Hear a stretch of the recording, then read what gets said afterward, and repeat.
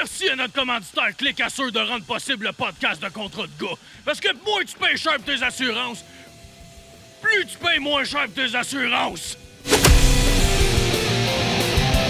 C'est maintenant le moment de la chronique. Et pour aujourd'hui, on a le vétéran. Comment tu vas, notre chum Levette? Ça a jamais été. T'étais où pendant toutes ces années? J'étais caché en Thaïlande. Qu'est-ce que tu faisais là-bas? Je me préparais pour ma revanche. Raconte-nous cela. J'ai préparé un camp d'entraînement, des paramilitaires, une milice pour me venger de tous les traumatismes que j'ai eus des fosses. Des traumatismes, comme quoi par exemple? Je pourrais vous raconter une histoire qu'on était pris pendant 6 mois cachés dans la jungle. On était au-dessus de 200 hommes. Ça va? C'est correct?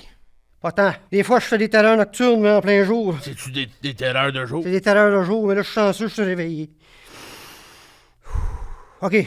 Le premier traumatisme, on a été 200 hommes ensemble pendant 6 mois. Puis 200 hommes ensemble, 6 mois, ça a des besoins. La seule chance qu'on a eue, c'est qu'on était sur une plantation de cantalou. Les hommes pouvaient se libérer, mais ça a pas duré. Quand tu dis les hommes se libéraient, comment, mettons? Les hommes, ça a des besoins. Quand ça se lave, ça regarde les autres hommes, peut m'amener quelque chose qui monte, puis c'est ça. Celui qui a pas de barbe, ben, c'est pas long qui se fait appeler la petite Julie. Puis ça a donné que j'étais pas barbu quand j'avais 19 ans. C'est ça. La petite Julie, après 4 mois, commence à être fatiguée. Elle est obligée de mettre un genou à terre. Vous comprendrez que tout ça, ça se passait debout. Ce que tu dis, dans le fond, c'est que t'as été violé par d'autres monsieur. Un viol, c'est quand il n'y a qu'une personne de consentante. C'est pas ça qui est arrivé. Fait que c'était plus une partie de plaisir? J'ai pris mon pied, moi aussi. C'est correct. Mais la petite Julie avait des bobos. Puis la petite Julie, elle s'est trouvée un animal de compagnie pour se soulager. Comme quoi? Du lait de chèvre. J'ai mis du lait de chèvre partout sur mon poteau. J'ai pu résister un autre 3 semaines. Puis ça a bien été. Est-ce qu'il y avait beaucoup d'autres animaux d'inclus? On a eu des serpents. Il y avait une genre de petite bébite avec des pics. Elle, on essayait de pas trop prendre notre douche à côté parce que quand elle nous snappait, ben, on était mis au rencard. On enflait, puis on pouvait participer à rien.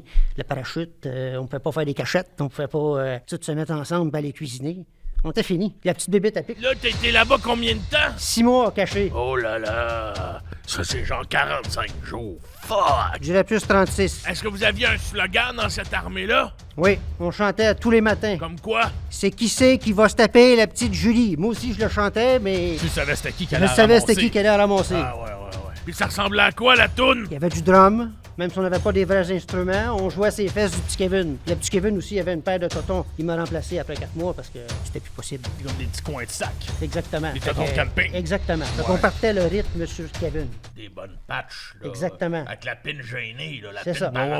Comme des pepperonis étirés à l'ordinateur, là, tu sais. Oui, avec la tétine, elle peut jamais être ça haute. Non. Ouais. C'est comme une ligne. Il n'y avait pas de tétine, c'est haute, c'était trop humide. Il faisait trop chaud, tout le monde avait des gros bouts un peu comme des sacs de l'air, des gros bouts mous. Y avait-tu des armes? On avait été désarmés. Par qui? Par nos caporales. Parce qu'ils savaient que 6 mois ensemble, on se serait tous entretués. C'est quoi, mettons, ton plus beau récit de quand t'as tué un homme? J'avais pas d'arme quand j'ai tué un homme la première fois. Je l'ai pris avec mes 2 mains, je l'ai tourné de bord, j'ai fait ce que j'avais à faire, puis après ça, je l'ai étranglé. Quand tu dis t'as fait ce que t'avais à faire, t'as volé ses bijoux? Non, c'est de là que ça a parti, la légende de la petite Julie. Oh! Mais toi, dans le fond, c'était pas par attirance, c'était vraiment pour ton pays. C'était un besoin, c'était vital. Mais c'était pour ton pays. Cachez-vous, les gars. Oui. L'entendez-vous? Il s'approche. Qui? La bébé à pic. Oh, la bébé tapé. La bébé à pic s'en vient. C'est parti. Là, si t'avais à nous montrer comment franchir les lignes ennemies en étant discret, tu ferais comment? Premièrement, on chuchote. Juste des affaires qui n'ont pas rapport avec l'ennemi. Parce que sinon, ils vont savoir que c'est nous autres qui s'en viennent. Comme quoi, par C'est exemple? sûr qu'ils nous ont vus. Ils savent tout dans le jungle. On n'a jamais été tout seul. Fait que là, après ça, qu'est-ce qu'on fait quand on arrive pour pénétrer le territoire ennemi, là? Je sais pas. Ça nous est pas arrivé. Vous avez jamais pénétré le territoire ennemi? On était pris dedans, mais on n'a jamais été plus loin. Après ça, ils sont venus nous chercher, puis ça a été fini. La guerre était finie? Non, pour nous autres, c'était fini. Votre service était fini? Non, ils nous ont renvoyés à la base militaire, puis on est restés ensemble encore les 200 même hommes. Et ils sont devenus quoi, ces gars-là? La plupart sont restés dans l'armée. Moi, je suis parti me cacher. Ok, c'est là que t'étais tout ce temps-là. Merci beaucoup d'être passé nous voir. Ça me fait plaisir. Attention, toi.